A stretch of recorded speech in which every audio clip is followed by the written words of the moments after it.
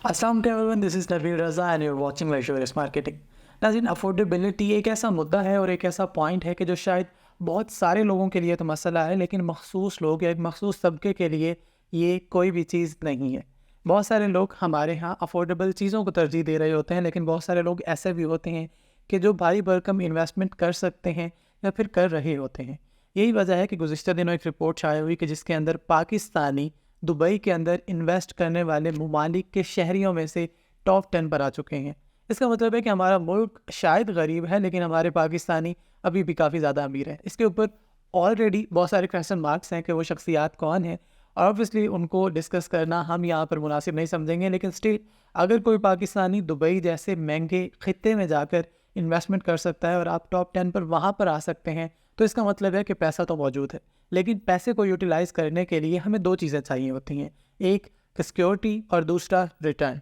हमें कितना secure environment मिलेगा और हमें कितना रिटर्न मिलेगा, यही वो क्वेश्चंस हैं कि जिनके ऊपर हमारे पाकिस्तानी पाकिस्तान के अंदर इन्वेस्ट करते हुए घबरा रहे होते हैं। आज की इस वीडियो में हम बात करेंगे दुबई जैसे इन्वेस्टमेंट के एक ऐसे ही पॉइंट के बारे में कि जिसके बारे में साद नज़ीर साहब ने गुज़िश्ता दिनों एक वीडियो में तज़किरा किया। तो कंप्लीट वीडियो देखने के लिए हमारे साथ जुड़े रहिए।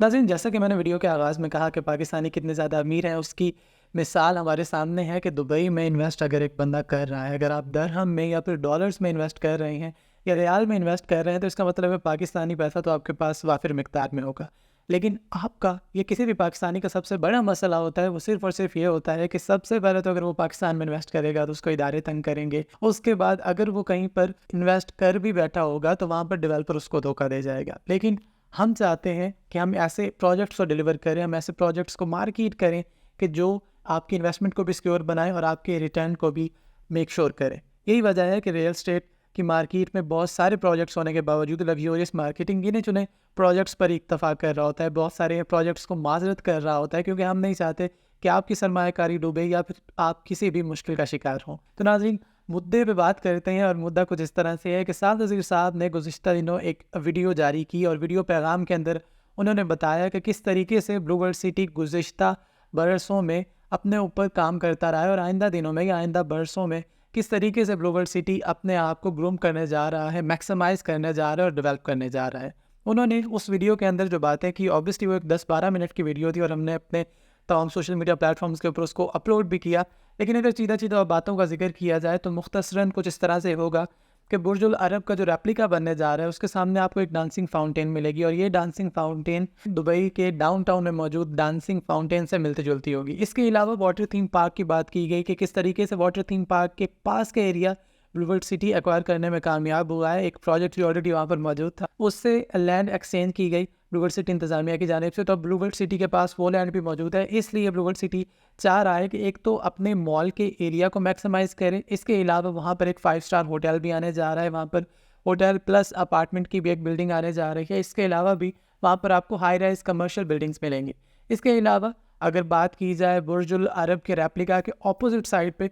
तो वहाँ पर जनरल ब्लॉक का काम जारी है, ओवरसीज़ का काम जारी है, वाटर फ्रंट का काम जारी है। तो उसके ऊपर भी साद नज़ीर साहब ने आगाह किया कि किस तरीके से डेवलपमेंट की पेश क्या जा रही है और आइंदा दिनों में आपको क्या क्या चीज़ें वहाँ पर नज़र आएगी। मुद्दे की बात ये थी कि मोटरवे के पास डाउनटाउन बनने जा रहा है, जिसके ऊपर आपने मार्केट के अंदर बहुत सारी खबरें भी सुनी होंगी, लेकिन अभी ऑफिशियली क्योंकि उसको लॉन्च नहीं किया गया, डाउनटाउन की बैक के ऊपर बनने जा रहा है गोल्फ फेसिंग एरिया, और वो बिल्कुल दमाक हिल्स से मुमासलत रखता होगा या उससे मिलता जुलता ही होगा, क्योंकि साद नज़ीर साहब ने ख़ुद भी कहा कि वो इंस्पायर्ड बाय दमाक हिल्स होगा। और दमाक हिल्स अगर आप नहीं जानते तो उसके बारे में मैं थोड़ा सा बताना चाहूँगा कि बेसिकली शेख ज़ैद बिन अल नाहयान स्ट्रीट के ऊपर मौजूद है दमाक हिल्स। तो अगर आपको जाने का इत्तफाक हो तो वहाँ पर आपको देखने को मिलेगा बहुत कुछ। वहाँ पर आपको विलास मिलते हैं, वहाँ पर आपको कमर्शियल बिल्डिंग्स नज़र आती हैं, वहाँ पर आपको गोल्फ एरियाज़ नज़र आते हैं, और बहुत सारी चीज़ें हैं जो एंटरटेनमेंट को लेके, स्पोर्ट्स को लेके, हेल्दी इन्वायरमेंट को लेके, ग्रीनरी को लेके दमाक हिल्स में आप विटनेस करते हैं। तो बात करते हैं वापस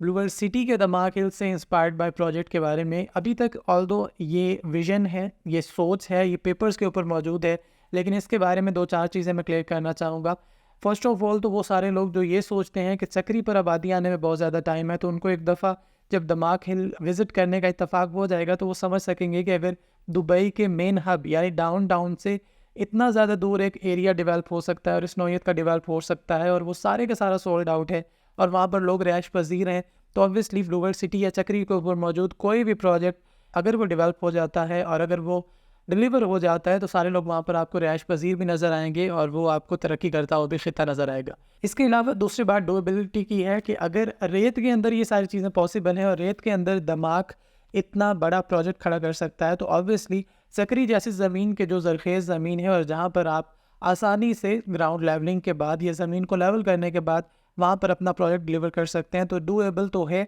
البتہ جو بات ہے افورڈیبلٹی کی، تو آبویسلی اگر آپ اتنا مہنگا ایریا ڈیولپ کرنے جا رہے ہیں تو وہ افورڈیبل شاید بہت سارے لوگوں کے لیے نہ ہو، بٹ وہ مخصوص طبقہ کہ جو پاکستان سے باہر انویسٹ کرتا ہے صرف یہ سوچ کر کہ ان کی انویسٹمنٹ سیکیور ہوگی یا نہیں یا ان کو ریٹرن ملے گا یا نہیں، تو ان کے لیے اگر یہ علاقہ اسی طریقے سے ڈیولپ ہو جاتا ہے جس طریقے سے آپ کی سوچ ہے یا جس طریقے سے دماغ ہمارے سامنے موجود ہے، تو آبویسلی وہ سارے پاکستانی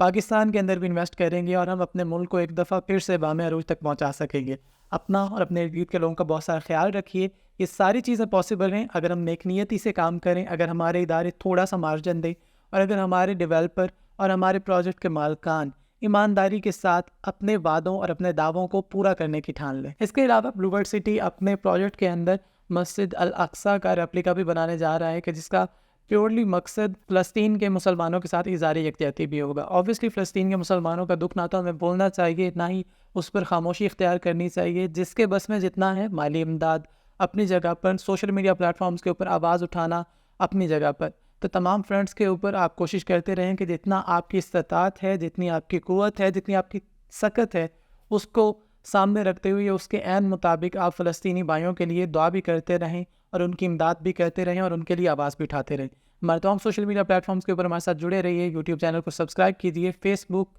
انسٹا اور ٹک ٹاک کو فالو کیجیے۔ شکریہ، اللہ حافظ۔